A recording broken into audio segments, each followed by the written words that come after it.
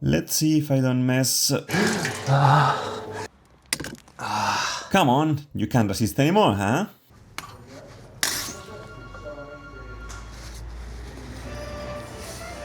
Oh lord.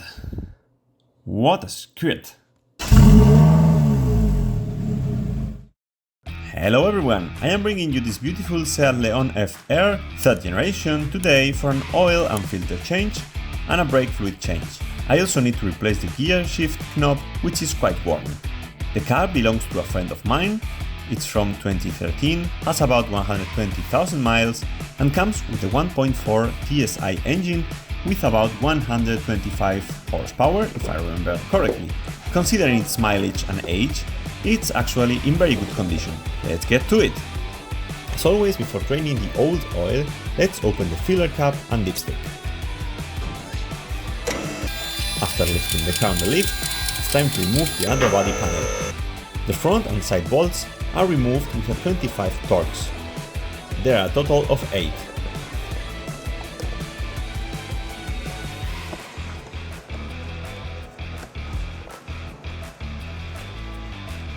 The 3 rear bolts are removed with a 13mm socket.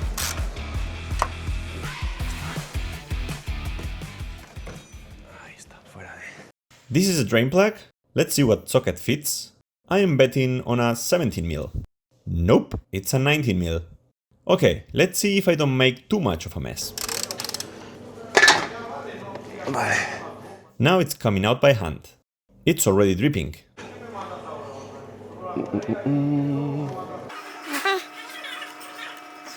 Let's see if I don't mess. Okay, it's hot. There is the washer stuck to the engine. I am going to remove it and put in a new one. The washer out. While the oil keeps on dripping, I remove the filter.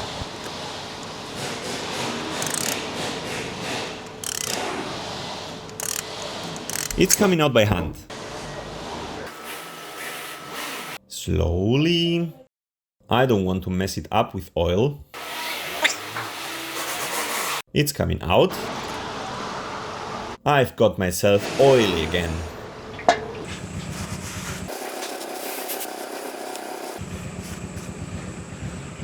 This is the new Male filter. There you have it. As always, you have to lubricate the filter's rubber gasket with fresh oil so it seals properly.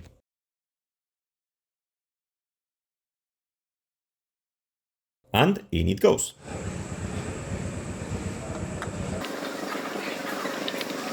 Just tighten it by hand, no more is needed.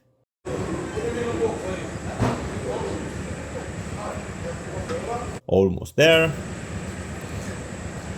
That's it. This is a drain plug washer.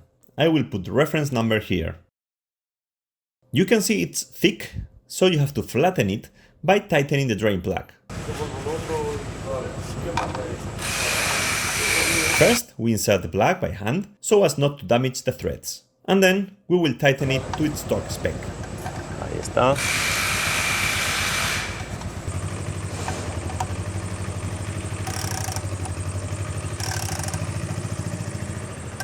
It's almost there. That's it. Eso es. You can see how the washer has been crushed, and that's the correct tightening point. We put this in here, and the 3 rear bolts align. I put this in first.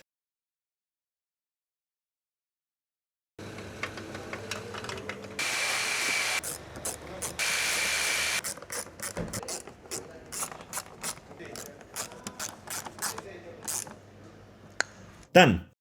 I don't remember what the oil capacity of this engine is. I suppose it takes about 4 liters. I am going to fill it up now with about 3.5 liters until the dipstick marks a little more than half full.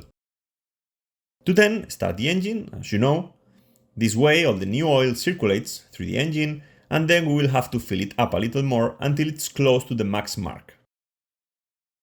Let's see if I don't make too much of a mess. This is the oil we are going to put in.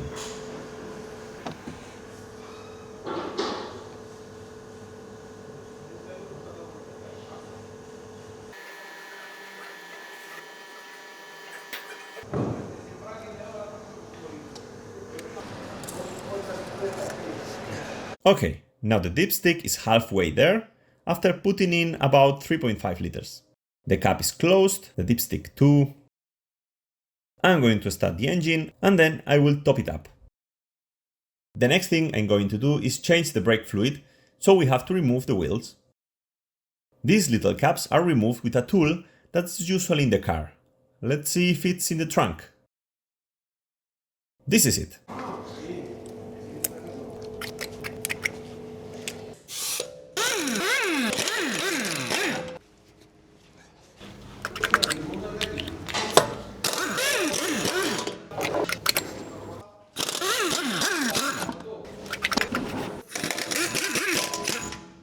Before connecting the bottle, let's see if I can get some oil fluid out with the syringe. I think I will be able to get a little out.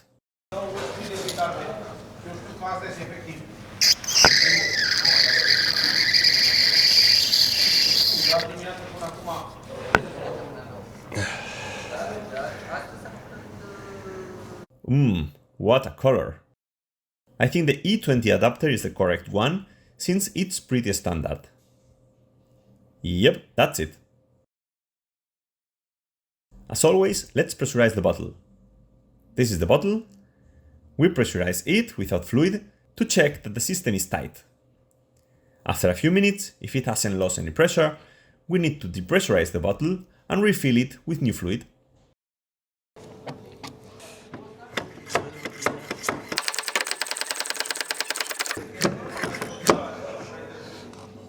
Almost 21 psi, that's enough.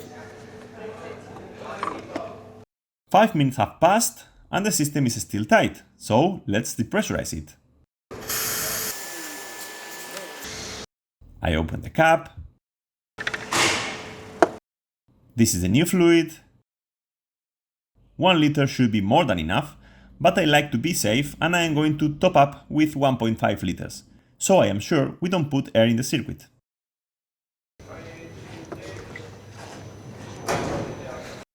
I close the cap.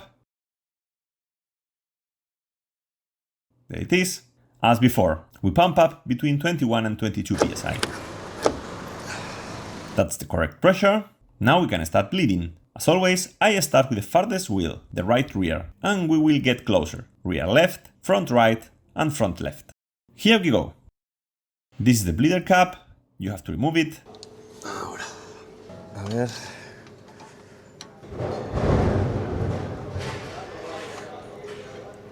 It feels well. Let's see if I don't mess it up.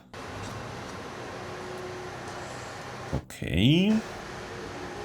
It seems to work. Let's leave it like this until new fluid comes out.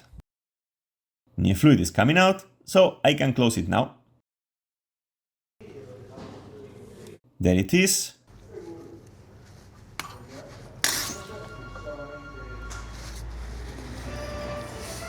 Oh Lord!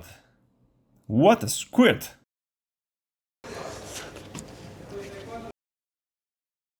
It fits very well.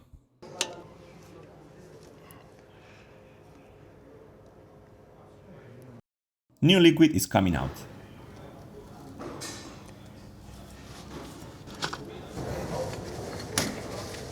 Okay, we insert the tube into the bottle and release. There it is. Perfect.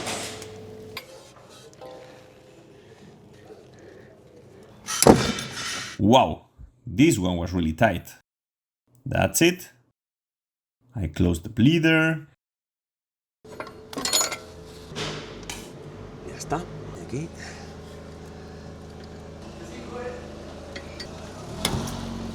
Ahí está. It's coming out. New liquid is coming out. Close it.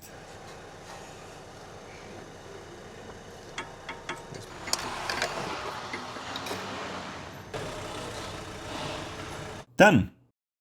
We release the pressure from the bottle.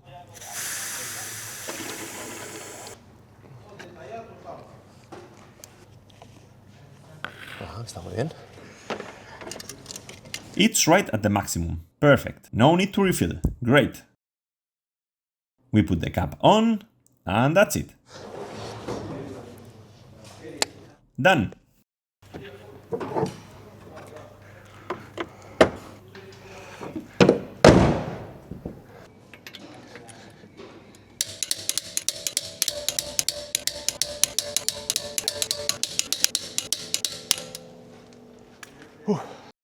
Okay, now all that's left is to replace the gear shift boot, which comes together with the new knob. I will take the new one out of the bag so you can see it. You see, it's exactly the same. Same stitching, everything is the same. So let's replace it. First you have to release the boot here with one of these flat plastic tools. This is where it comes out. Ahora. Now you have to open this ring.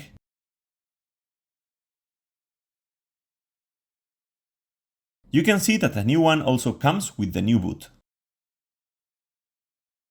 Basically, you have to open it with a flathead screwdriver.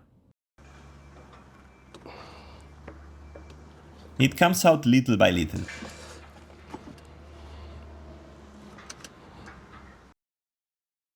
It's looser now. Here you can see what shape it is. This is where we have to pry until the ring is large enough to remove.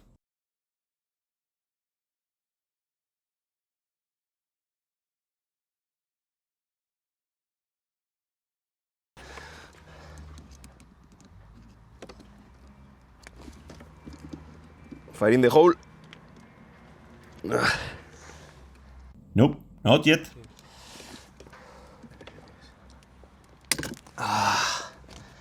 Come on, you can't resist anymore, huh?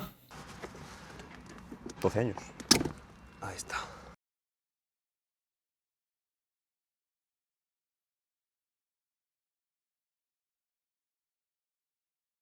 We press it all the way in. There. Now we have to tighten the new ring. Ahí. When placing the gear shift boot back, you have to fit its frame into the tabs on each of the 4 sides of the housing. This way, it stays securely in place.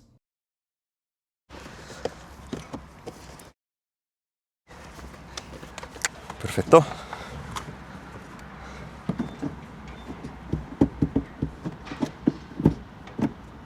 Bien. It looks great. And that's all for today. Today's video was short, but I think it might help some of you. If so, let me know in the comments. If you liked it, give it a thumbs up. It always helps. And as always, if you don't want to miss the next videos, consider subscribing to the channel. Thank you so much for watching. Bye bye!